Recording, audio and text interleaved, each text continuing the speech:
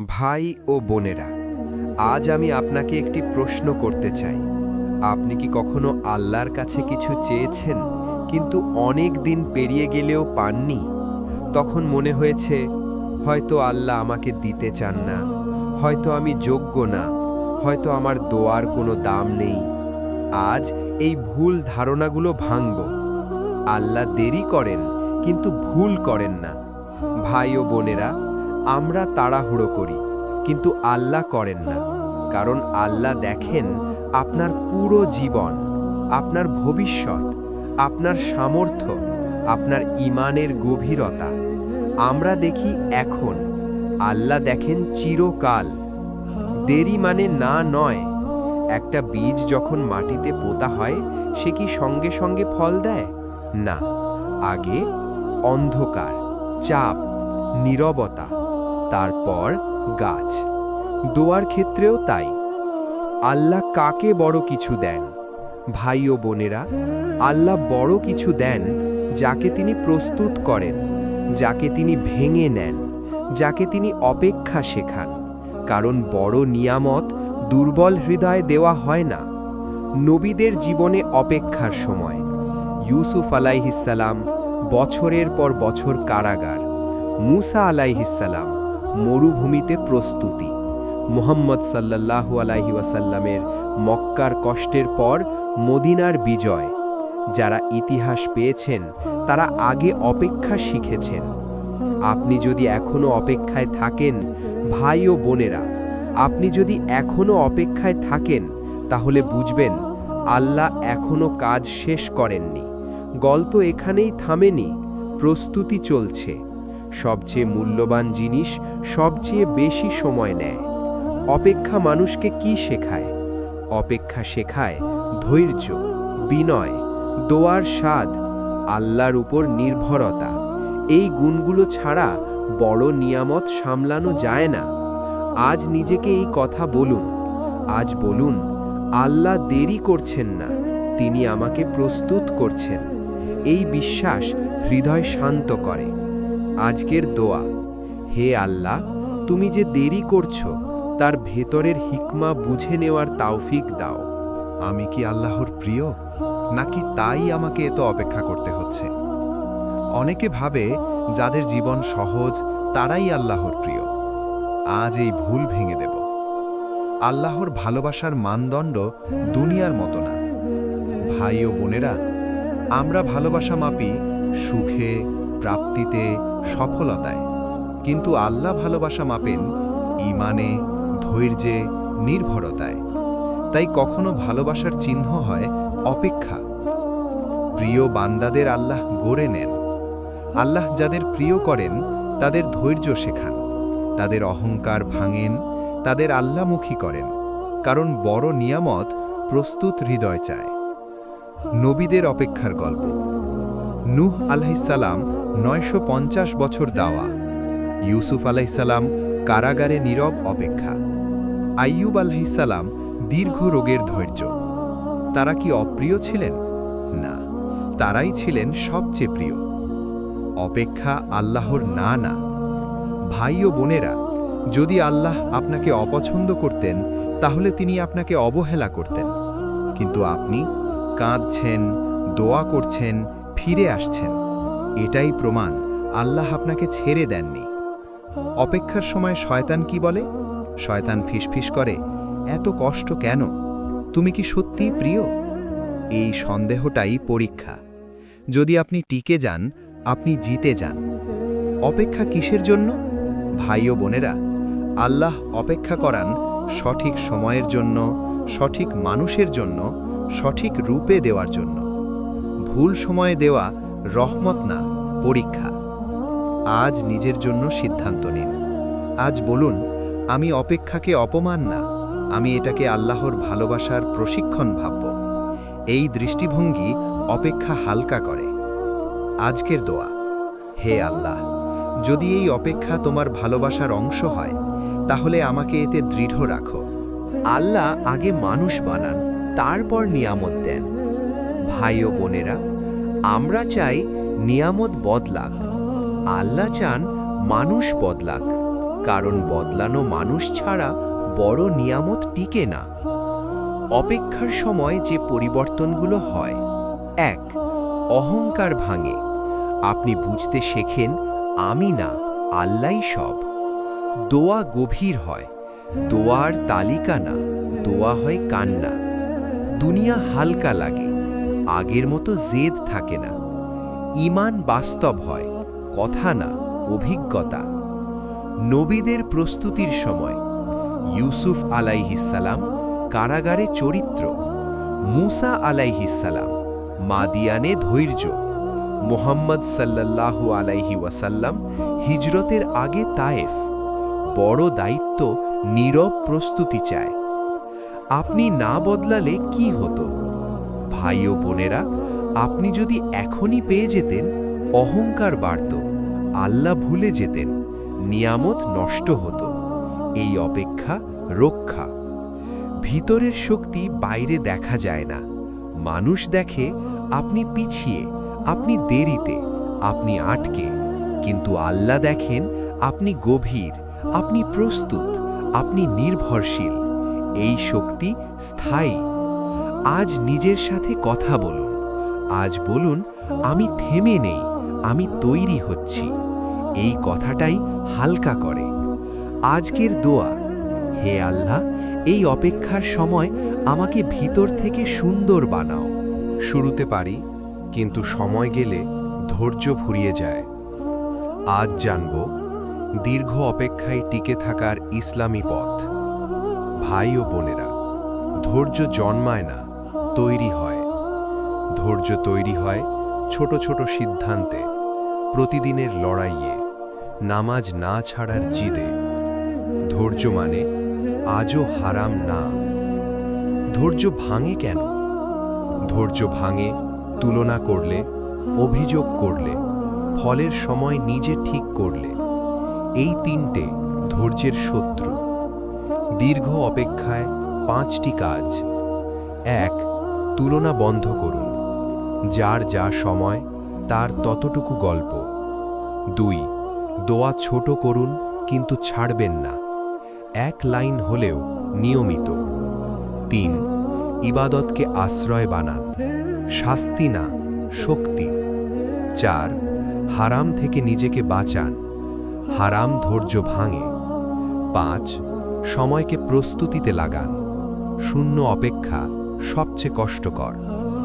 নবীদের দীর্ঘ অপেক্ষা: নূহ আলাইহিসসালাম শতাব্দীর অপেক্ষা, ইয়াকুব আলাইহিসসালাম সন্তানের জন্য চোখ সাদা, আইয়ুব আলাইহিসসালাম বছরের পর বছর রোগ।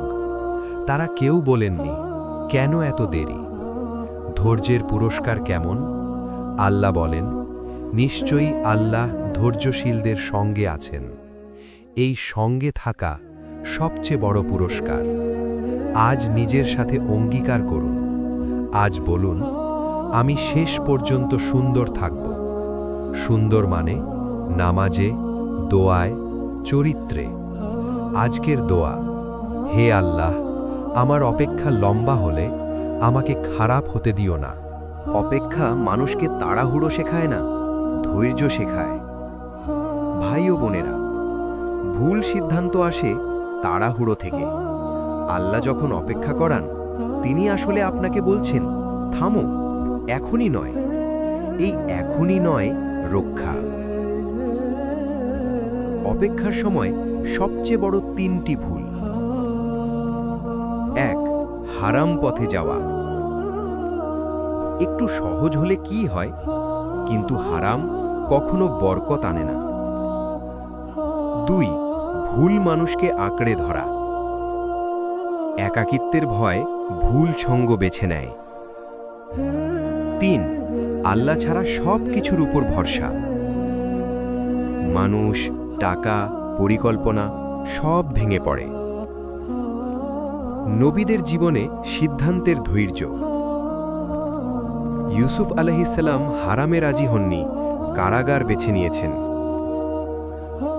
মুসা আলাইহিসসালাম তাড়াহুড়ো করেননি, অপেক্ষা করেছেন।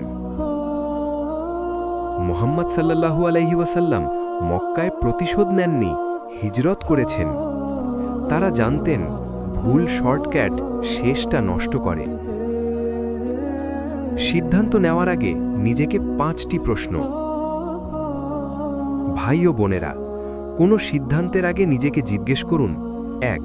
এটা কি হালাল? 2. এতে আল্লাহ রাজি হবেন? 3. আমি কি শুধু কষ্ট থেকে পালাতে চাইছি? 4. এই সিদ্ধান্ত নামাজ বাড়াবে না কমাবে? 5. আমি কি দোয়া করে শান্ত হয়েছি? যদি উত্তর পরিষ্কার না হয়, থামুন। কেন আল্লাহ অপেক্ষায় ভুল সিদ্ধান্ত দেখেন? কারণ অপেক্ষায় মানুষের আসল ঈমান বের হয়, ধৈর্য আর লোভ আলাদা হয়। আপনি কাকে বিশ্বাস করেন সেটা স্পষ্ট হয়। এই সময়টাই পরীক্ষার কেন্দ্রবিন্দু। ভুল সিদ্ধান্ত না নেওয়ার সবচেয়ে বড় অস্ত্র হল, ভাই ও বোনেরা, সবচেয়ে বড় অস্ত্র হল তিগা, ইস্তিখারা। যখন আপনি জানেন না কোনটা ভালো, আল্লাহ জানেন। আজ নিজের সাথে এই অঙ্গীকার করুন। আজ বলুন, আমি কষ্টে পড়ে আল্লাহর সীমা ভাঙব না। এই অঙ্গীকার ভবিষ্যৎ নিরাপদ করে। আজকের দোয়া, হে আল্লাহ, অপেক্ষার সময় আমাকে ভুল পথে পা দিতে দিও না। যতদিন না বড় কিছু আসবে, ততদিন বুঝি কিছুই আসবে না। কিন্তু সত্যটা হলো, আল্লাহ কখনো বান্দাকে খালি রাখেন না। আজ জানব অপেক্ষার মাঝেই কিভাবে আল্লাহ সাহায্য পাঠান। রিজিক শুধু টাকা না। ভাই ও বোনেরা, আমরা রিজিক বললেই টাকা বুঝি, কিন্তু আল্লাহর রিজিক মানসিক শান্তি, সঠিক মানুষ, ভুল থেকে রক্ষা, ঈমানের স্থিরতা। এই রিজিকগুলো নীরবে আসে, বড় দেওয়ার আগে ছোট ছোট দেওয়া। আল্লাহ যখন বড় কিছু দিতে চান, তিনি আগে দেন টিকে থাকার শক্তি, নামাজ ছাড়তে না দেওয়ার তাওফিক, হালাল পথে থাকার সুযোগ। এই ছোট নিয়ামতগুলো বড় পরীক্ষার প্রমাণ। নবীদের রিজিক অপেক্ষার সময়। মারিয়াম আলাইসাল্লাম মিহরাবে অপ্রত্যাশিত ফল, ইউসুফ আলাইসাল্লাম কারাগারে সম্মান, হিজরতের সময় গুহায় কবুতর, মাকড়সা। সাহায্য আসে অদ্ভুত পথে। আপনি হয়তো খেয়াল করছেন না। ভাই ও বোনেরা, আজ নিজেকে জিজ্ঞেস করুন, আমি কি এখনো বেঁচে আছি? আমি কি এখনো নামাজ পড়তে পারছি? আমি কি এখনো দোয়া করতে পারছি? এই সক্ষমতাগুলো নিজেই সাহায্য। কেন আল্লাহ মাঝখানে রিজিক দেন? কারণ আপনি যেন ভেঙে না পড়েন, আপনি যেন আল্লাহর উপর সন্দেহ না করেন, আপনি যেন বুঝেন আল্লাহ আপনাকে দেখছেন। এই রিজিক বিশ্বাস ধরে রাখে। কৃতজ্ঞতা রিজিক বাড়ায়। আল্লাহ বলেন, তোমরা কৃতজ্ঞ হলে আমি অবশ্যই তোমাদের বাড়িয়ে দেব। কৃতজ্ঞতা অপেক্ষাকে হালকা করে। আজ নিজের দৃষ্টি বদলান। আজ বলুন, আমি যা পাইনি তার জন্য না, আমি যা পেয়েছি তার জন্য আলহামদুলিল্লাহ। এই দৃষ্টি রিজিক টানে। আজকের দোয়া, হে আল্লাহ, এই অপেক্ষার মাঝখানে তোমার লুকানো নিয়ামতগুলো আমাকে দেখতে দাও। আমরা কি চাই, আল্লাহ কি দেন? ভাই ও বোনেরা, আমরা চাই তাৎক্ষণিক সমাধান, আল্লাহ দেন স্থায়ী কল্যাণ। কারণ আমরা দেখি আজ, আল্লাহ দেখেন শেষটা। দোয়া আর কদরের পার্থক্য। ভাই ও বোনেরা, আপনি যা চেয়েছিলেন তা ছিল দোয়া, আল্লাহ যা দিলেন তা ছিল কদর। কদর সব সময় দোয়ার চেয়েও গভীর। নবীদের পাওয়া তাদের চাওয়ার চেয়েও বড়। ইউসুফ আলাইহিস সালাম চেয়েছিলেন সম্মান, পেলেন রাজত্ব। আইয়ুব আলাইহিস সালাম চেয়েছিলেন শিফা, পেলেন দ্বিগুণ নিয়ামত। মোহাম্মদ সাল্লাল্লাহু আলাইহি ওয়াসাল্লাম চেয়েছিলেন নিরাপত্তা, পেলেন উম্মাহ। আল্লাহ কখনো ছোট দেন না। অপেক্ষা কেন দরকার ছিল? কারণ আপনি আগের মতো থাকলে সামলাতে পারতেন না। আপনার ঈমান গভীর না হলে টিকে থাকত না। আপনি আল্লাহকে না জানলে শুকর করতেন না। এই অপেক্ষা প্রস্তুতি। আল্লাহ দেন আপনার মতো বান্দাকে। ভাই ও বোনেরা, আল্লাহ নিয়ামত দেন না শুধু যোগ্যতাকে, তিনি দেন প্রস্তুত হৃদয়কে। এই হৃদয় অপেক্ষায় তৈরি হয়। দেরিতে পাওয়া জিনিসের সৌন্দর্য, যেটা সহজে আসে সহজে যায়, যেটা দেরিতে আসে গভীরে বসে। এই গভীরতা ধৈর্যের ফল। আজ নিজের সাথে কথা বলুন। আজ বলুন, হে আল্লাহ, আমি যা পাইনি তার জন্য অভিযোগ না করে যা পেয়েছি তার জন্য শুকর করি। এই বাক্য মন শান্ত করে। আজকের দোয়া, হে আল্লাহ, তুমি যা দিতে চাও তা গ্রহণ করার মতো হৃদয় আমাকে দাও। পরীক্ষার পরে দৃষ্টিভঙ্গি বদলায়। ভাই ও বোনেরা, যখন পরীক্ষা সরে যায় তখন আপনি বুঝবেন যে জিনিসটাকে শাস্তি ভেবেছিলেন ওটাই ছিল নিরাপত্তা। তখন আপনি যা বুঝবেন, এক, আল্লাহ কখনো দূরে ছিলেন না, শুধু নীরব ছিলেন। দুই, দেরি মানেই অবহেলা না, দেরি মানেই প্রস্তুতি। তিন, কষ্ট আপনাকে ভাঙেনি, গড়েছে। চার, হারানো সব ক্ষতি ছিল না, কিছু ছিল রক্ষা। নবীদের পিছনে তাকানো মুহূর্ত। ইউসুফ আলাইহিসসালাম ভাইদের সামনে দাঁড়িয়ে, মুসা আলাইহিসসালাম ফেরাউন ডোবার পরে, হিজরতের পরে মদিনার শান্তি। সবাই এক বাক্যে বলতেন, এটা প্রয়োজন ছিল। আপনি তখন নিজের পুরনো আমি দেখবেন। ভাই ও বোনেরা, আপনি তখন ভাববেন, আমি তখন কত দুর্বল ছিলাম, আমি তখন কত অভিযোগ করতাম, আমি তখন কত কম জানতাম। এই উপলব্ধি নিয়ামতের অংশ। তখন দুয়ার ভাষা বদলে যাবে। আগে কেন, পরে আলহামদুলিল্লাহ। এই বদল পরিণতি। পরীক্ষার পর আল্লাহ কেন স্মরণ করান? কারণ অহংকার যেন না আসে, কৃতজ্ঞতা যেন থাকে, শিক্ষা যেন ভুলে না যান। স্মরণ, হেফাজত। আজকের অনুশীলন। আজ 1 মিনিট চুপ থাকুন। ভাবুন, যদি আল্লাহ আজই সব খুলে দেন, আপনি কি প্রস্তুত? এই প্রশ্ন আপনাকে শান্ত করবে। আজকের দোয়া, হে আল্লাহ, যখন এই পরীক্ষা সরে যাবে তখন আমাকে ভুলে যেতে দিও না তুমি কিভাবে আমাকে বহন করেছিলে। পরীক্ষা শেষ হলেও শিক্ষা শেষ না। ভাই ও বোনেরা, পরীক্ষা সরে যায় কিন্তু শিক্ষা রয়ে যায়। যে শিক্ষা ধরে রাখে সে মানুষ বদলায়। অপেক্ষা আপনাকে যে 5টি গুণ দিয়েছে। 1, আল্লাহর উপর নির্ভরতা। আপনি শিখেছেন সব দরজা মানুষের হাতে না। 2, সময়ের প্রতি শ্রদ্ধা। সব কিছু এখনই না। 3, মানুষের আসল চেহারা, কে পাশে থাকে কে না। 4, দুয়ার শক্তি। দোয়া শুধু কথা না। 5, নীরব শক্তি, চুপচাপ টিকে থাকা। এই শিক্ষাগুলো কিভাবে কাজে লাগাবেন? ভাই ও বোনেরা, সিদ্ধান্ত নেওয়ার আগে দোয়া, কষ্টে হারাম থেকে দূরে থাকা, নিয়ামতে অহংকার না করা, দেরি দেখলে আল্লাহকে সন্দেহ না করা। এই অভ্যাসগুলো জীবনের পুঁজি। নবীদের শিক্ষা সারা জীবনের জন্য।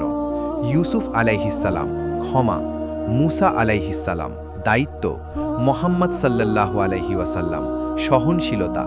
তারা অপেক্ষা ভুলে যাননি, তারা মানুষ হয়েছেন। যদি আবার অপেক্ষা আসে, ভাই ও বোনেরা, জীবনে আবার অপেক্ষা আসবে, কিন্তু পার্থক্য হবে 1, আগে আপনি ভেঙে পড়তেন, এখন আপনি বুঝে যাবেন। এই বোঝাটাই পরিপক্কতা। আজ নিজের সাথে এই প্রতিজ্ঞা করুন। আজ বলুন, আমি কষ্ট ভুলব না, কিন্তু কষ্ট আমাকে খারাপ বানাতে দেব না। এই প্রতিজ্ঞা আপনাকে ভারসাম্য দেয়। আজকের দোয়া, হে আল্লাহ, এই অপেক্ষা থেকে পাওয়া শিক্ষা আমার চরিত্রের অংশ বানিয়ে দাও। আল্লাহ আপনাকে প্রথম যে কথা বলতে চান, আমি তোমাকে ভুলে যাইনি। আপনি একা কাঁদলেও আপনার কান্না একা ছিল না। প্রতিটা দীর্ঘ রাত, প্রতিটা চাপা দোয়া সবই শোনা হয়েছে। দ্বিতীয় যে কথা আল্লাহ বলতে চান, আমি তোমাকে রক্ষা করেছি। যা আপনি পাননি সেগুলো অনেক সময় শাস্তি না, বরং বিপদ ছিল। হারানো মানুষ, ভেঙে যাওয়া পথ সবই ছিল রক্ষা। তৃতীয় যে কথা আল্লাহ বলতে চান, এই অপেক্ষা তোমাকে মানুষ বানিয়েছে। যদি সঙ্গে সঙ্গে পেয়ে যেতেন, অহংকার আসত।